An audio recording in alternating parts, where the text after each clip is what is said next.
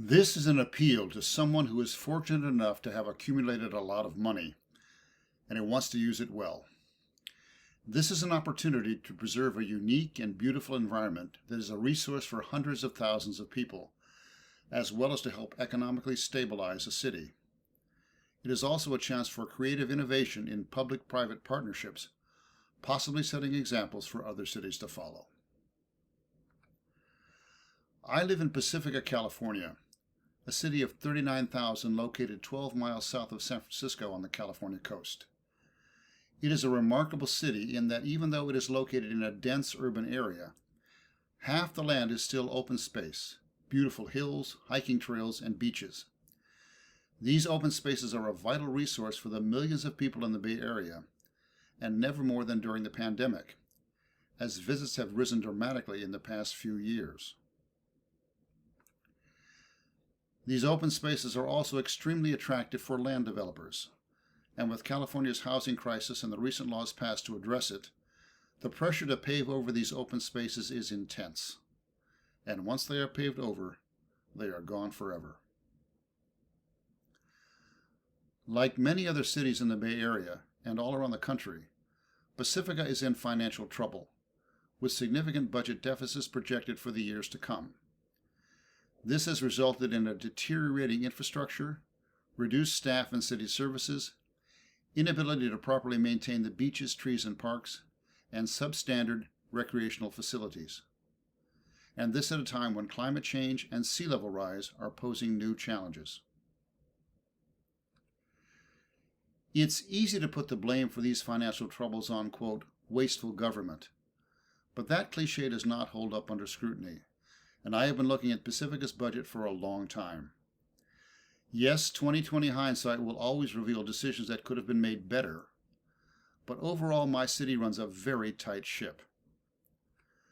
The largest budget items, police and fire department costs, are under the state and regional averages as a percentage of total budget, as are city staff salaries. The 5 council members get paid so little that it's below minimum wage for the hours they put in. And all the other citizens on city commissions and committees are volunteers. My experience shows that this city government, and most local governments, are not really wasteful at all, but are actually one of the best deals around.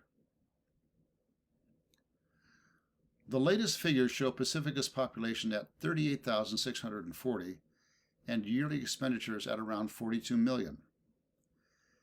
This works out to $1,093 per person per year. And what does that buy you?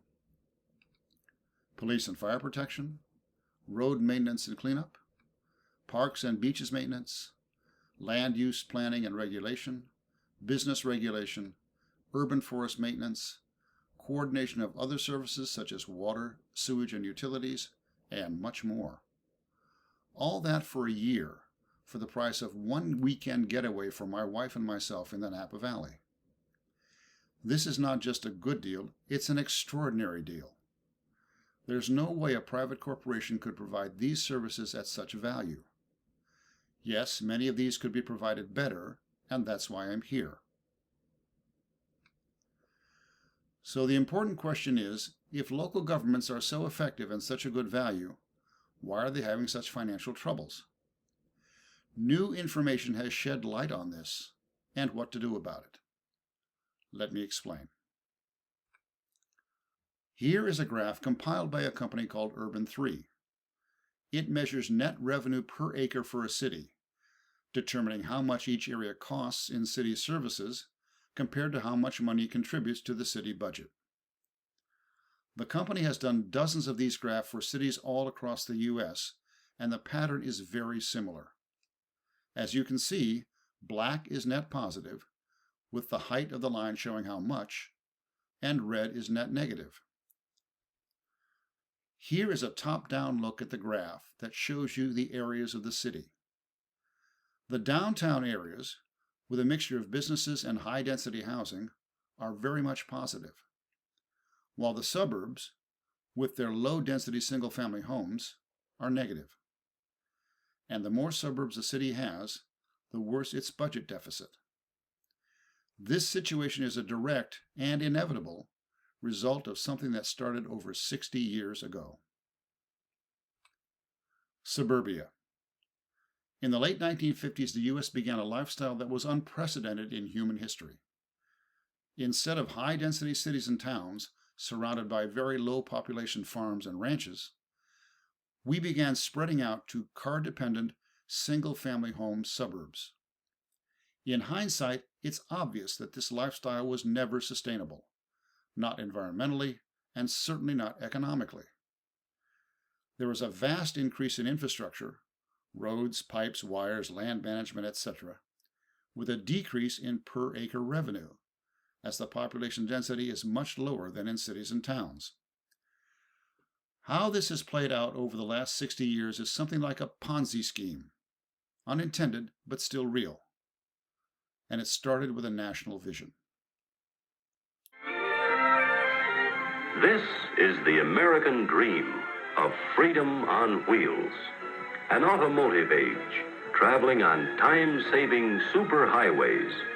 Futurama's free-flowing channels of concrete and steel.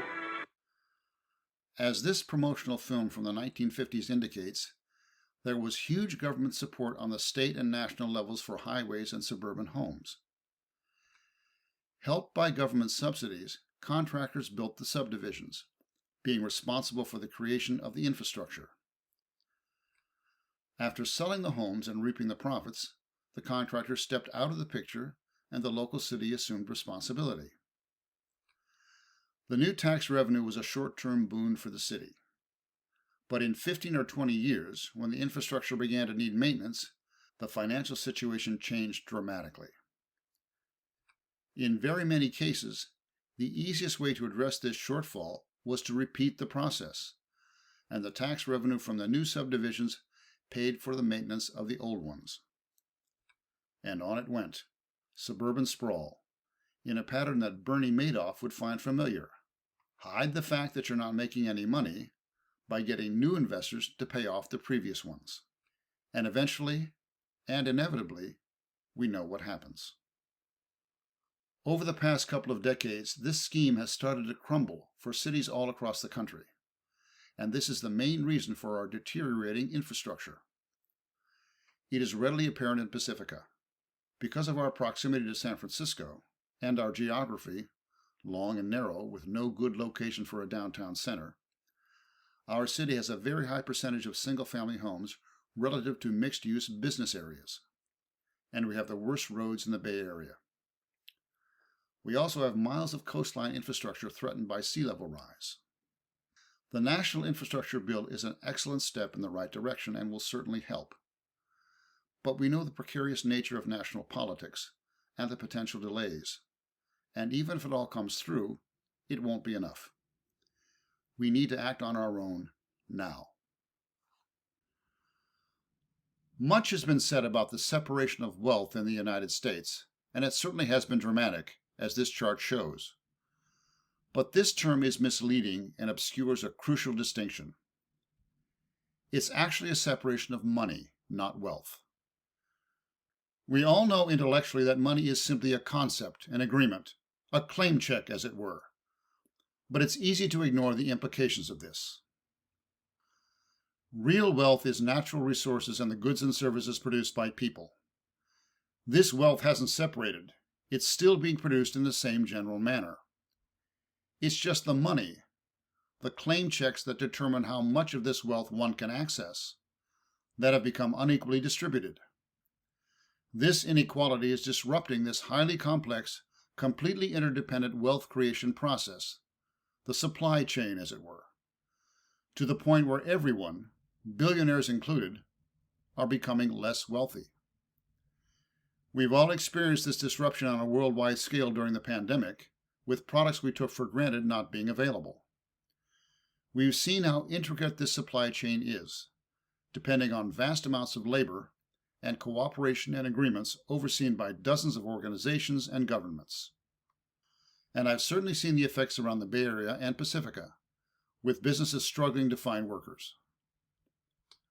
A new bakery opened recently in Pacifica with great bread, much in demand. But if you want a fresh loaf at 2 p.m., forget it. The owner can't find enough workers for an afternoon shift. It doesn't matter how much money you have. In this instance, there's no wealth for anyone. It's easy to get overly complicated when talking about money, economics, capitalism, etc., but the basics are simple. Our process of wealth creation is a highly interdependent ecosystem. Money can be seen as rainfall, water, nourishing the system and keeping it vital. It doesn't rain the same amount everywhere, of course, but each area gets what it needs. If the water flow gets unbalanced, say a flood in one place and a drought in another, the whole system suffers. Looking at it this way, it's obvious what to do: reallocate and rebalance. Fortunately, money, unlike rainfall, is a human creation and so is under our control. We can do this. Local governments have been hit by a combination of the suburban Ponzi scheme collapse and the national separation of money, and the pandemic certainly didn't help. They are struggling and many are going bankrupt. They are key components of the wealth creation process, and this whole ecosystem is suffering. We are all becoming poorer. We can't wait for the polarized national government to come to the rescue. The longer we delay, the more difficult and expensive it will be to rebuild the infrastructure and repopulate decimated city staffs. And precious open spaces and other resources may be gone forever. We need to act now. Pacifica's projected expenditures over the next 5 years are around $50 million per year, serving 40,000 people. An additional equal amount over that period could make an extraordinary positive difference. I am looking for someone with a surplus of claim checks who understands the situation and wants to make sure that there is continued wealth for those checks to claim. I have managed many projects and know what level of detail and organization is needed. But here is a general overview. These goals would be concurrent. Stop taking on more debt. The single-family home subdivisions threatening our hills would be a disaster for the environment and traffic, and would continue the suburban Ponzi scheme, putting the city further into debt. We need to stop these projects, purchase the land, and make it permanent open space. Rebuild the infrastructure. Servicing this huge debt, which was no fault of their own, is crushing our city government. Eliminating this debt would help free the government to serve the people in the way it was designed. Any money from the federal government would, of course, be welcome. Generate needed revenue. We know what kinds of developments fill a city's coffers, and we need to make them happen in Pacifica. This project is very worthwhile and will require research, analysis, creativity, diplomacy, and excellent communication. This is exactly the type of activity that I enjoy doing, and I'm looking to partner with someone who feels the same way. Let's talk.